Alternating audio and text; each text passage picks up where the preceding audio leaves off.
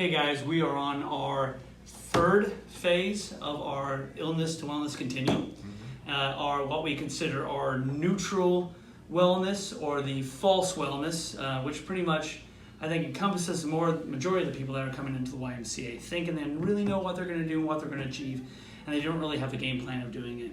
So first of all, I want to welcome Janelle coming here to be part of this podcast. And I'm really excited because it's a big portion of what no one knows about. Everyone thinks they know about. They watched a video or read Men's Health magazine and thinking that they can eat, everything they want as long as they stay under their macros and they'll be healthy. So first of all, Janelle, if you could do me one favor here, is just tell us a little bit about yourself, a little bit what you've done in the nutrition field, and maybe a couple of ideas maybe you can give us or scenarios of what the neutral wellness or false wellness can maybe be a trap for people. So, yeah. So my name is Janelle Strother, and I've been a trainer for more years than I've been married, so I think like 8.5. Okay. And I think the second certification I got was my Fitness Nutrition Specialist through NASM. So that was like 2 years later, so probably for about 6 years I've had the nutrition aspect of my certification. So with that, I mainly personal train, but as we all know, as trainers, you might personal train, but you're also always kind of giving nutrition advice because people can be very confused about what to do. So yeah, that's kind of always just been a piece of training, has been also the nutrition aspect. So yeah, I would say lots of our members fall in that category. I would say probably the biggest kind of obstacle to overcome for people who have this neutral health is lots of them have an all or nothing mentality. Yeah. They think either I have to eat super clean fruits and vegetables, nothing bad, no carbs ever, and then the day they have one piece of bread, they think, oh, well, I'll start over on Monday, and so for 5 days they gorge on everything they want. And so they fad mentality.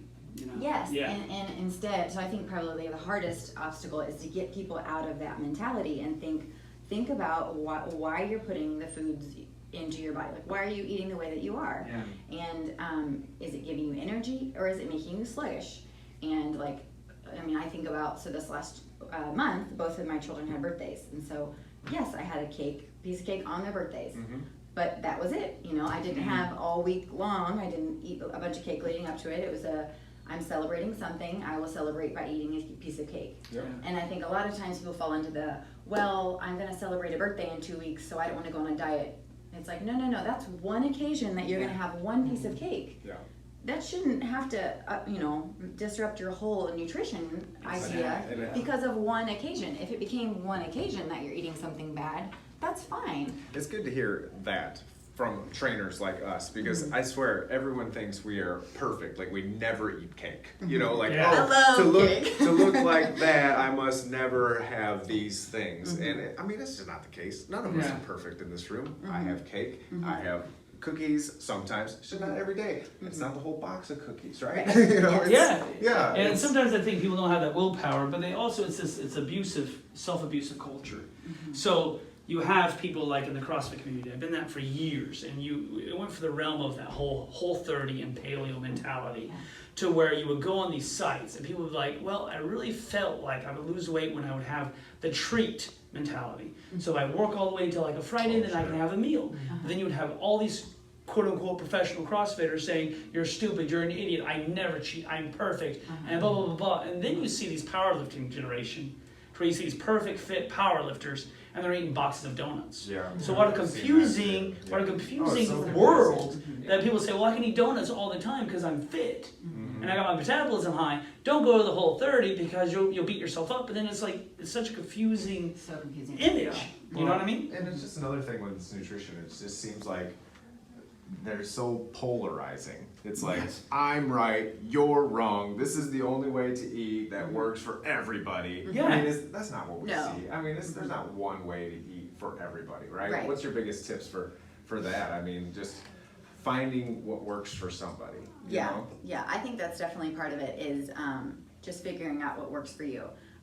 So I have several friends who are very into the intermittent fasting right now. Yeah. So, you know, they don't eat breakfast, they don't eat until about noon, and then they eat. Which for totally 8 hours. baffles us as trainers, because we teach people to eat in the mornings. Eat breakfast, and I actually tried it. I tried it for the last 30 days. My wife had great success from it as well. Did she? Yeah. Okay, so for some people It it's works, great. yeah. And for some people, like lots of the people in the group that group of us that did it, they've gotten to where like they don't even crave breakfast anymore. And so for them, it's good to only eat within 8 hours because it helps them limit, you know, just having a limit of I can't just eat whenever I want.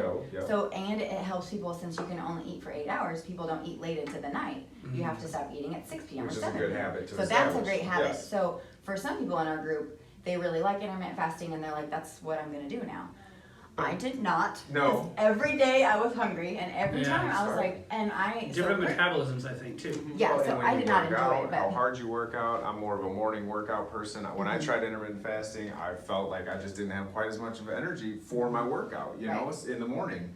That's just how I personally felt. And I guess there's like multiple methods for the intermediate fasting too, correct? Oh, there is, yes. And so I met a guy and he was put it on Facebook and it just drove me crazy. He was showing off his six-pack and his abs and how much he lost weight. But he's like, I eat whatever I want. I ate cheeseburgers, I ate pasta, and I've lost 15 pounds, and I'm blah, blah, blah. Because he did intermittent fasting? Because he is that did what you intermittent said? fasting. Yeah. And so I'm thinking, you know, we don't take in the thought when we see these people genetic potential. So true. And so Their we genetic always, makeup I makes mean, you I've feel- seen a person that eats so perfect, and they still have belly fat, and they still have not the perfect body, and they're such a self-abusive person because they're not fitting in that image of the beauty America. And which breaks my heart because you're like, come on, dude. I mean, you're doing everything you need to do. Yeah, I bet you if you took one of those tests, your body would be perfect. But they quit and constantly go to the next fad, trying to catch up with what the world is telling them they need to look like. You know, like for example, Nathan, with powerlifting, you know, that is one of I think the most misused because you have clean bulking and you have dirty bulking, and they both are looked as a good thing in our industry. You know, so you know we talked a little bit about that. We talked a little bit about eating right, you know, and eating wrong. And I know you had a few questions about like powerlifting wise. Maybe that would be definitely a lot of people's questions. I get a lot of people that come up to me at the Y and they ask me how they can put on weight and get the right protein in food. What would I tell them? Versus like instead of supplements? Is that what they're Yep, asking? Is that versus what they're supplements, asking? yep. Because a lot of them don't want to spend the money on the supplements. Sure, yeah. So they're like, you know, how can I get this in my foods? Yeah. How can I gain this weight? They want to get, you know, bulk up a little bit more. And that's, I get that asked a lot. You really, Yeah, I just had the conversation yesterday with Yeah. somebody too. Yeah, well, what would you say, Jeff? Well, I mean, so the role of, we were more talking about the role of protein supplements versus getting your protein from food. I mean, like, you talk about total calories, that's important. If you're trying to gain weight, you need to eat more calories than you burn it. That's just how your body works, okay? Vice versa, if you're trying to lose weight, you have to burn more calories than you eat, okay? Hopefully y'all caught that. So, but then Caloric deficit. Caloric surplus or caloric deficit, depending on what your goals are. Now, then you start talking about the macro level. I am going to talk about macros. It's the next step. You know, your protein, your carbs, and your fats. So, I mean, if you're trying to put on muscle, you need a certain amount of protein. You know, industry standard says 25 to 35% of your total calories to be protein. Correct me if I'm wrong. Yeah, I would say about 30%. 30%, 25 to 35. Yeah. Yeah. So, can you get all that from food? Can you physically chew all the protein that you need to hit that goal? Sometimes It's you just hard. get tired of chewing. Yeah. At the end of the day, you know, It is like really hard to man, try to get that Yeah. percentage more of protein chicken in your breasts. meals. Let's rock and roll. You know, And a lot of yeah. times too, because things that are high in good food that is high in protein is also normally high in fat. It So can like be, salmon yeah. and fish is really great for you, but it's also it's good fats. But like that might throw your percentages off a little bit. That's right. And then you even have an industry that is that's very tricky. I talked to people the other day, a young man. He's like, well, I drink milk. Milk is my source of protein. Yeah. And you actually look at a milk breakdown, it's actually considered a carbohydrate It's now with not how much sugar and carbs are put Lactose, into it. yes. And so there's such a misuse. Even like, oh, I'm drinking tons. I'm like, have you really checked what's inside milk? Yeah. And so we think like, I ate a really good steak the other day. It wasn't lean, but if you look at it, he probably ate majority fat instead of protein to that steak. Yep. And so I think we have so many people that get so confused by what's out there. And then you have, the other day, a person told me, I'm doing the carnivore diet. Wow, the carnivore diet. And so first of all, that caught me as the carnivore. I mean, really, you're just going to eat meat for the rest of your life? You know, I couldn't do that. I love rice too much. I love bread. Unfortunately, I love bread. That's right. But then the word that caught me, that drives me crazy, is the word diet.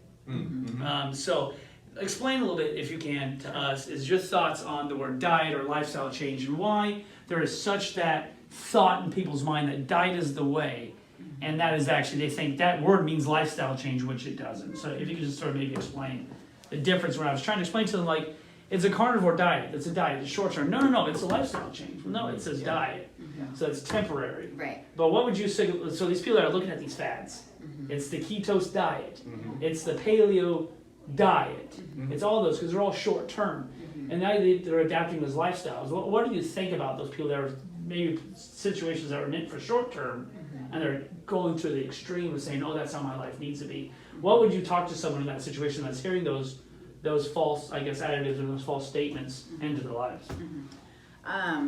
Gosh, that's hard because, I mean, I know lots of people who, like, they loved the keto diet, so they stayed with it for a long, long time, but then eventually they do get to a point where they're kind of like, I'm burnt out on this, but then they don't know how to eat carbs. They never train themselves. And then the minute they get a little bit of carbs, it's like, oh my gosh, I need these, you know? Yeah, how I miss these. Yes. Yeah.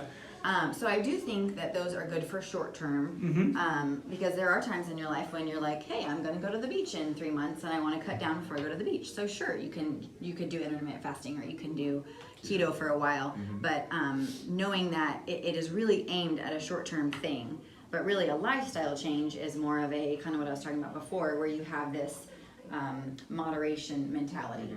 And one of my favorite, or like the diet I recommend the most is actually Weight Watchers. Okay. Because I've seen a lot of people get I'm great actually results from liking that. the current Weight Watchers iteration. Because yes, I haven't always been a Weight Watchers I have not fan. always been a fan, but I really like it because it does really teach you moderation, and it teaches you to save up your points if you know you're going to have a piece of cake on a Saturday night.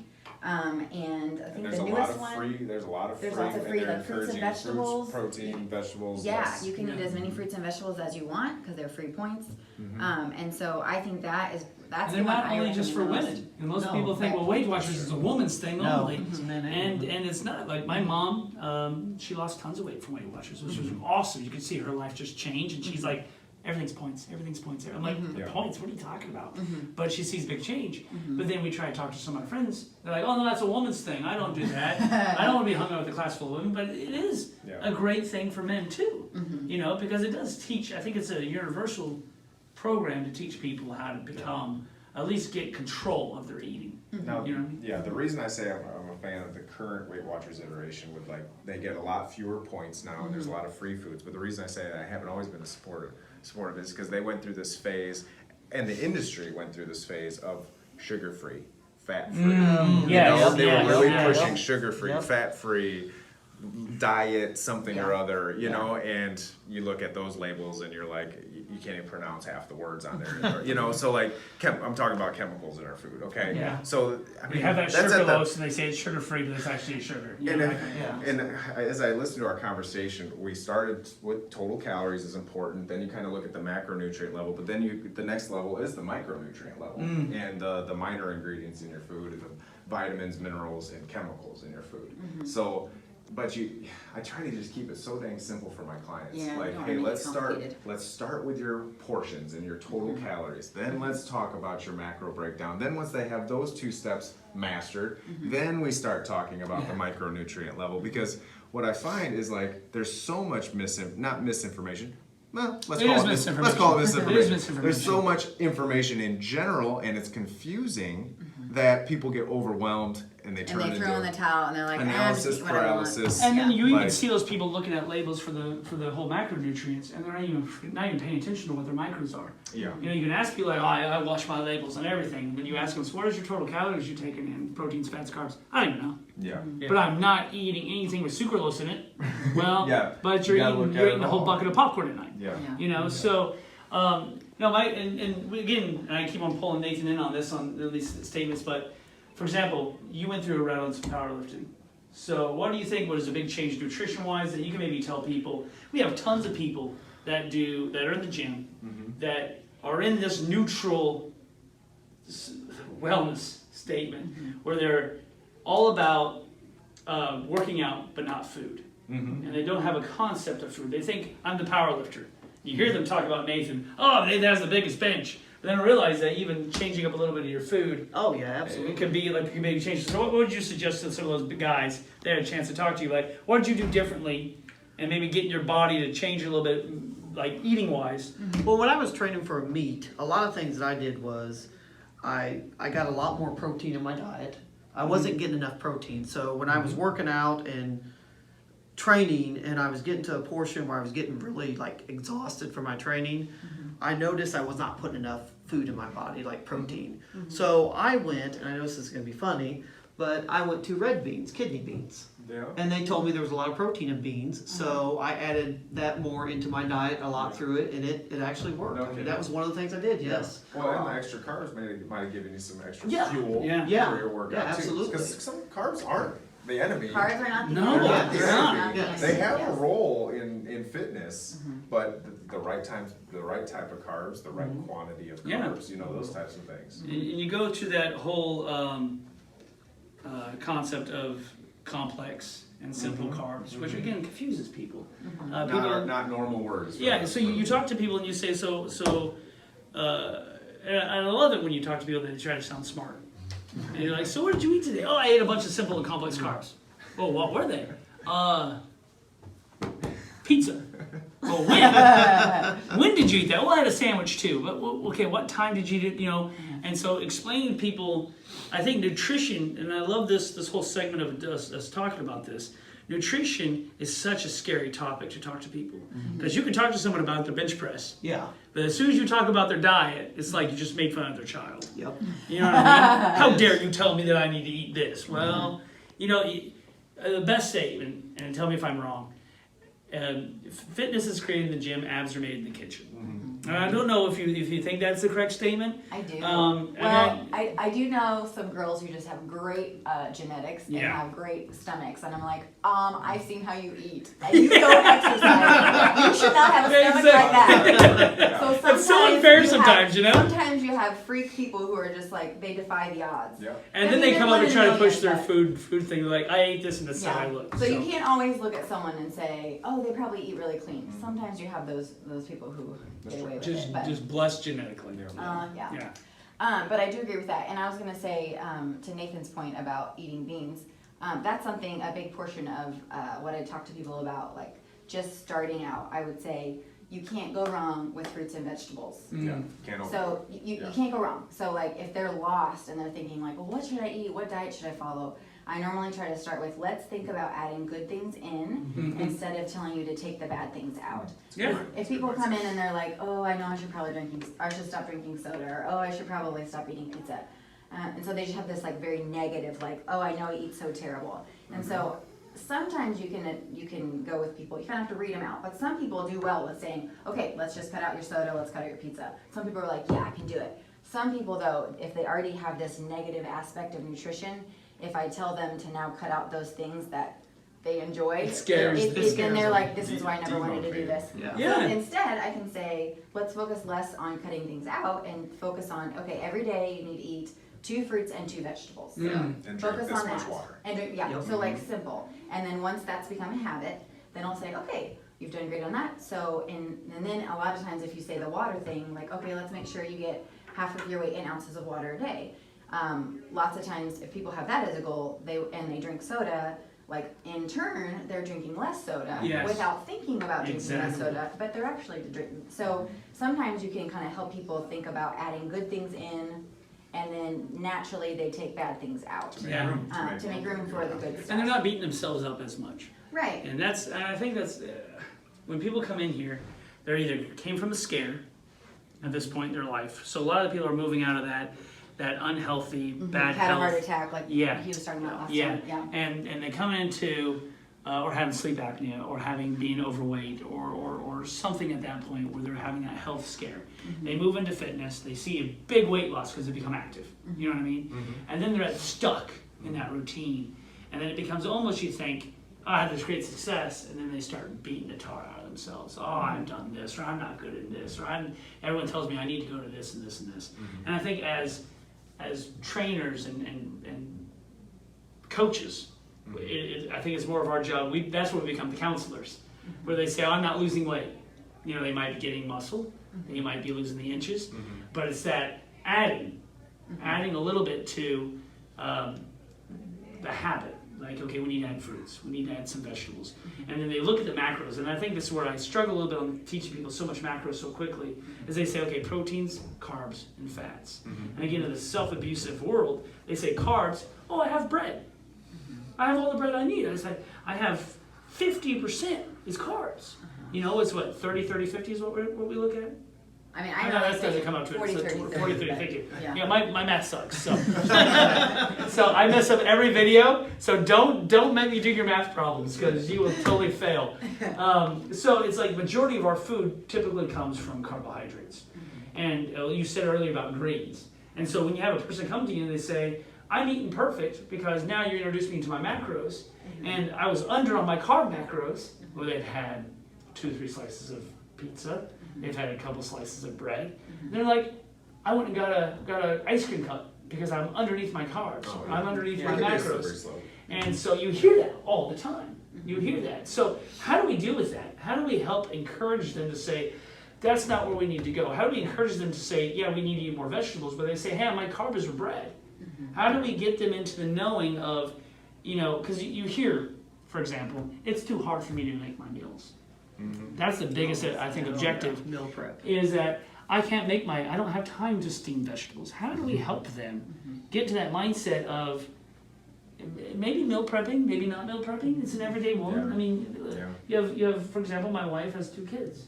She's working her tail off to make a living for us. You know what I mean? I come home and say, okay, meal prep. You just got to meal prep. That's all you got to do. She's going to punch me right in the nose. You know what I'm saying? Yeah. So how do we get those people, our members, into that realm of eating more of that carbs, the healthy carbs, the more simple carbs, the more quick, you know, those kind of things during the week? I mean, what is your thoughts on how do we bring them into the knowing and maybe give them simple tips of, yeah, well, let's eat carbs. Let's eat vegetables. Let's do this, but it's easier sometimes said than done. How do we sort of give them now this video? Because a lot of the times these people won't talk to us about it because it is a scary subject. They're embarrassed to talk about it. So how do we give them now, the people viewing this, a good chance to say, or a good chance to hear, you know, this is what we need to do to start. Yeah. And this is maybe what a good start would be. Yeah. Maybe a good picture. Yeah. If you could help us a little bit about that. Sure. I would say the biggest thing is you have to go to the grocery store because I know lots of times, like, if you don't have good food in your house, you're not going to eat good food. Yeah. So, like, just making sure that you have, you know, just a refrigerator full of good stuff. So baby carrots, strawberries that you've already chopped up, they're already prepped, grapes, bananas, apples, like just having them available to you in your kitchen.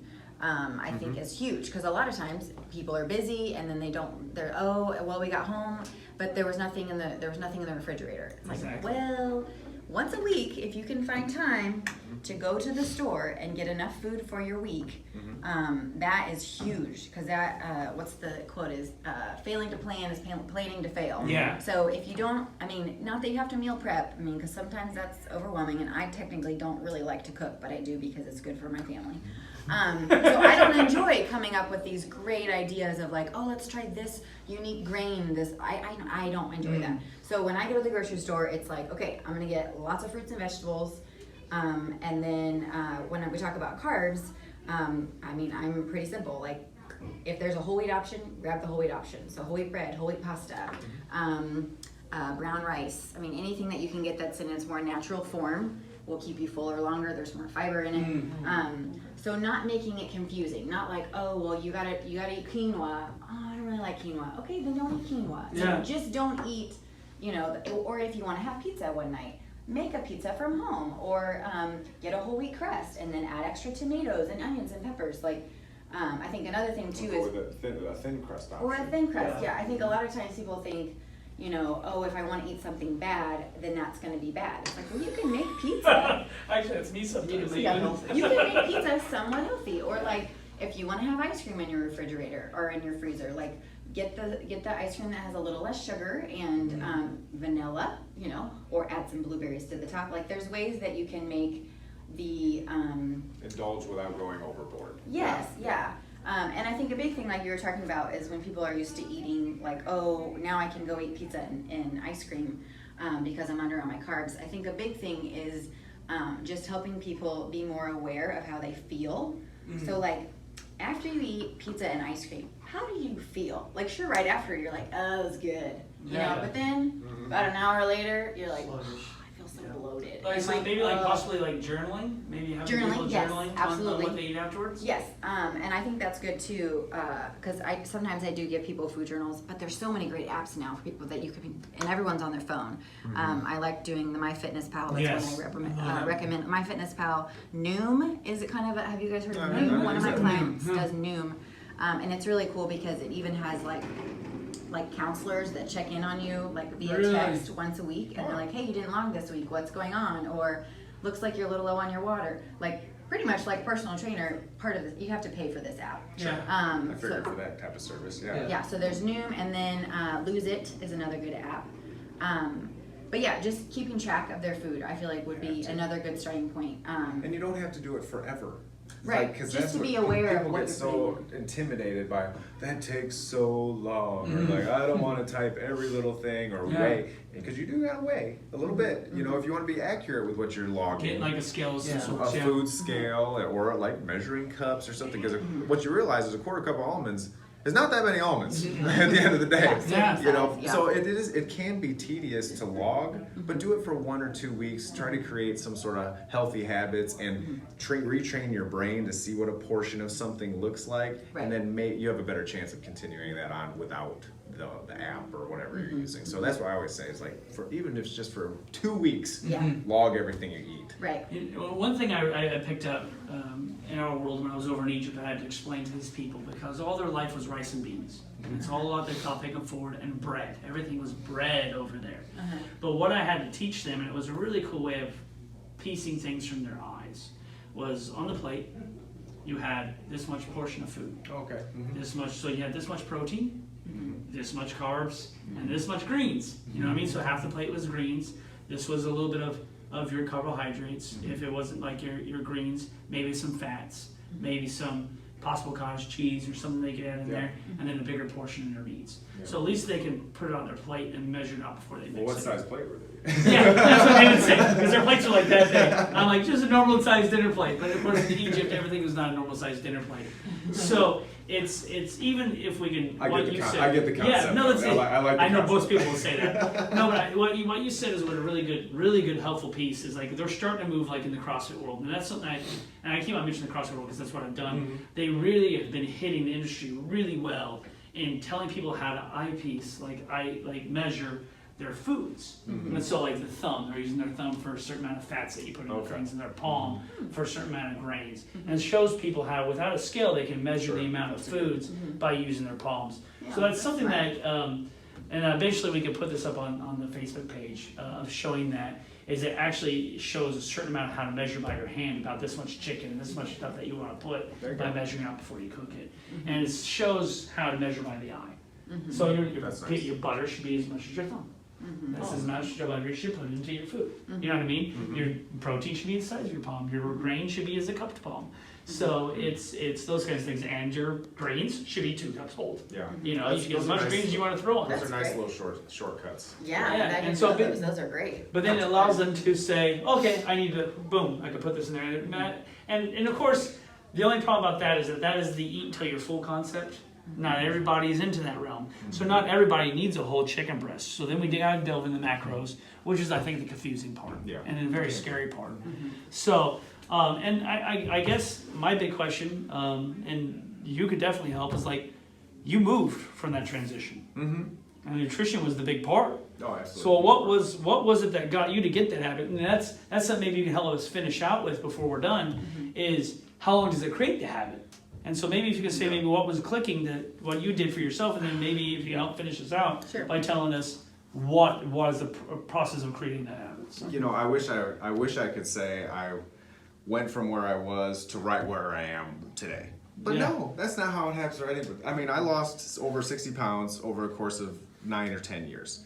And there was a lot of learning, and there was a lot of trial and error in that. And I can't say everything that I did during that time was the healthiest, because I was just like everybody else, just learning and reading and trying to figure this whole thing out.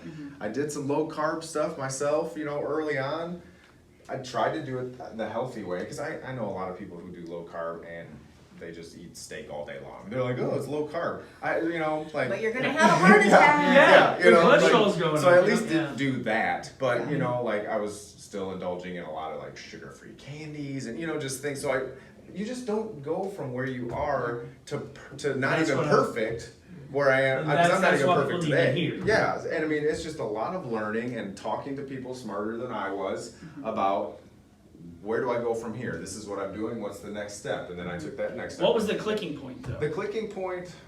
What do you mean by that exactly? Like where you were like, boom, this is it. This is how I need to start. Like, I'm done. I'm ready. I'm committed. Like, to the eating portion. Yeah. No. I mean, honestly, we kind of already talked about it. I mean, I used that MyFitnessPal app. That was it. I was probably a little overboard. Ask my wife. I mean, every meal I cooked, I was weighing and entering my food. It was really It gets sort of exciting to do that a little bit once you jump into it. Yeah, I mean, it was working. That's why it was exciting, you know, because I was like, okay, I am controlling my portions. I am having to think about what I'm eating before I eat it, which most people don't. They think about what they ate after they ate it. Yeah. You know, so putting it into the app, because when I was using the MyFitnessPal app, I would type something into the app before I ate it. I wanted to see what it was going to do to my calories. That awareness. I wanted to see what it was going to do to my macro breakdown before I ate it, where most people don't. They just do it reactionary. They're like, oh crap, went over all my calories today. That's how I used the tool, and it worked really well. Good advice. I mean, I have to see it. And that was the kind of the clicking point, is just portion control and making sure I was getting enough protein and all that stuff to reach my goals. And looking at food as fuel. Yes. That was not a comfort. Does it not give you a energy? comfort. Does it make you feel good? Yeah. Or your identity. I think there's so many people that eat it as their identity. Like, this is who I am. Yeah. I just eat food. That's who I am. I'll never be like, we talked to a gentleman the other day about saying, well, my family's diabetic. I'll be diabetic. My kids will be diabetic. That's just who we are. We'll never be able to be the way you guys are. And I'm like, well, no. Why would you think that? I mean, you have such a future you can control. Yeah. You know, and so I just think that's something that we live in, that falsehood of, well, we label ourselves. I'm never gonna be as thin as you. Well, you don't know my history. You know. So, and I think the big key that people don't understand is we create so many bad habits so easily. And you say, well, it's time to create a new habit. And they don't realize that how short a time that new habit takes to create. So some people think habits are months. So what do you think? I mean, I've heard terms of 21 days. I've heard terms of 7 days on changing your nutrition even. What would be maybe an average of what would to do that continual eating? And maybe, I don't know, maybe with an reward system where you eat one bad meal a week, just so you can enjoy life a little bit, so you're not a robot. Right. To create a good habit, what would you maybe think, or what would you suggest to us even, would be a time frame that would create a habit in the eating? I would give it a month, like at least a month. I mean, I know lots of people want the quick, like people will say, I ate clean for 2 days and I didn't lose any weight. Well, guess it's not working. Like, I remember reading, I don't remember where I read it, but it was a statistic somewhere that was like, normally it takes 2 to 4 weeks for healthy eating two would be short, but like 2 to 4 weeks for healthy eating to show up on the scale. And if you think about most people, they try a diet for a week or 2 or 3, and then they're like, oh, I haven't lost anything, this must not be working. Jump to that. Give it the 4th week. Continue on until the 4th week. And after 4 weeks, if you still haven't seen change, then okay, try to adjust something else. But you need to stick with one good healthy thing, or one healthy, Weight Watchers, or like adding the fruits and vegetables in every day. You got to do that for 4 weeks before you can say, oh, this didn't work, or oh, this didn't.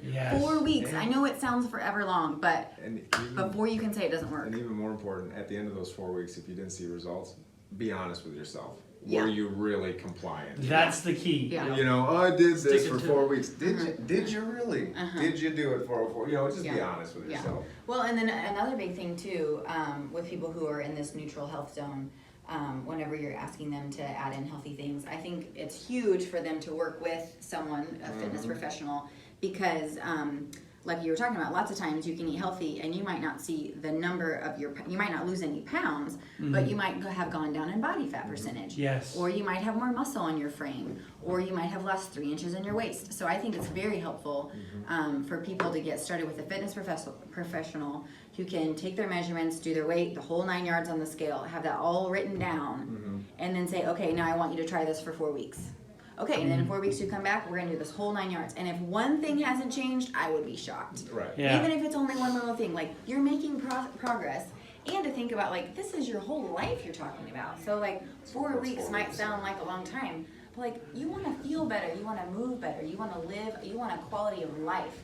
So like, oh, I might not be eating pizza as often as I used to. But how do you feel? Like, and I know it's different for every different frame of life. Like for me, I have little kids, so like I want to be the fun mom that wants to run around with them and like tackle them and stuff. But then I think about my mom. She's in her 60s, so she has grandkids, and she's always said, I want to be able to get on the floor with my grandkids. I want to have good enough knees that I can get on the floor. You don't want to be the grandpa that's sitting in the recliner with a big old belly and you can't even hold a kid because you're sick or you don't feel good. Or you can't breathe. Or you can't breathe. Yeah. And so I think the big picture is to think like, don't think about 4 weeks or 2 months of eating clean. Think about like in the span of your life, like what's the quality of life you want to live with people you're around, and even just like your attitude towards life, I think changes a lot when you just feel better and when you're putting good food in your body. And that's So a focusing great on that. motivation to move toward the next step in the continuum too. You know, not just get out of this neutral where you're spinning your wheels, not making any progress, and take those steps towards the next stage of the continuum. that And we talked got to about. get done with that mindset of that instant gratification, and that's where I think the diet pushes into, is that we, they see Eddie, Yeah. who's going to be our next speaker, and they see him and they're like, you either do 2 things. You eat perfect, and genetics, or you're doing steroids. Yeah. And he's doing the perfect eating, and he's doing well, but he also says, the 2 things he talks about is you have to have that cheat meal, and then he talks about an hour on avocado. The guy loves avocado, it works for him. We'll probably talk about avocados in our next meeting. I'm really excited. But it's that teaching people that instant gratification does not work. It's not that simple. I always tell people, you didn't get overweight overnight. You didn't get in this situation overnight. It was a couple months thing. And you said something to me, and I've been in this industry for a long time. You said something to me that hit me. To see results, you said, for how many years that they're doing bad, how long to expect maybe to see a result? What was that? I said, hey, for every year you struggled with something, give me a month, at least to see some changes in the positive direction. So if someone struggled with their weight for 10 years, give me 10 months of effort, and following That this awareness. program. Yeah, like, because, and that's even on the low end, to be honest. But most people want to fix their 10-year problem in 1 month or 2 weeks. Dude, It's like you've been that commercial. struggling this for 10 years. It's like that commercial of the guy running around the gym 3 or 4 times, standing on the scale, and punching the scale because it didn't change in 5 steps. Yeah. Then you see that in our Celebrity Fit Club, and we'll be finished up here in a second. But in all our measurements for the Celebrity Fit Club, we've seen the motivation happen in the second week. So a bunch of people lost weight in the first week. So we lost like 70 inches, and then 34% total body weight lost. Cool. And then all of a sudden the second week, you see people gain. And then you see some people that were losing the inches start losing 3 inches. Yeah. And then the second week you see people gain going, oh man, I can't have that happen. Yeah. They might have gained the weight. Now, the really cool thing is I saw today, for example, a lady gained a pound.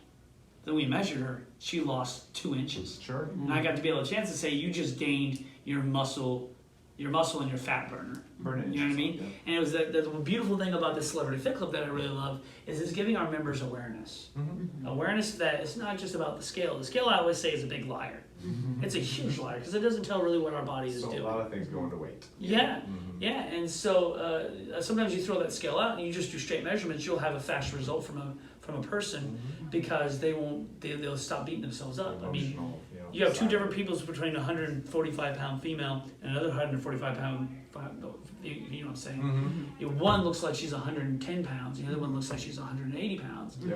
But it's all about how she was taking care of herself on eating. But then by the scale, and even by sometimes the BMI, Yeah, they BMI is would- a big fat lie. they would that woman would be obese, but she was actually honestly super fit. So, and maybe we can even talk about. I'd love to have you back on. This was fun to have you on. Maybe there's a segment I want to talk about in the future. Is like there's a self-abusive culture on eating, and we tend to be such a results and driven. And I'd love us to maybe go really deep into the whole rewards versus results, like eating later down the road. Like, so I'm gonna on Fridays I'm gonna have my cheeseburger. On Friday I'm gonna have my pizza. And not abusing yourself by saying, oh, I ate that pizza, I'm just gonna quit everything. And all weekend long, I'm gonna eat like crazy because Yeah. I ate that one bad meal. And so maybe we can, maybe next time when we come back, we can really delve deep into those fun things and really dig deep into the lies and myths of failure. When you're not really a failure, you're just on a process. So, all right. So, any other parting questions you guys have?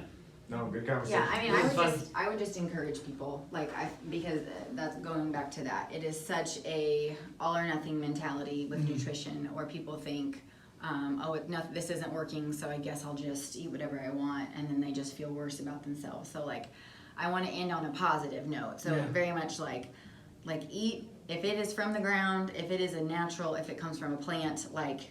Eat your fruits and vegetables. Can't go wrong with fruits and vegetables. Sure. So like, make it simple. Eat your fruits and vegetables. Drink your water, and like start healthy habits. Don't think that if you don't see results in 2 weeks that you're doing anything wrong. Like, you can't go wrong with fruits and vegetables and water. It's a journey. And it takes time.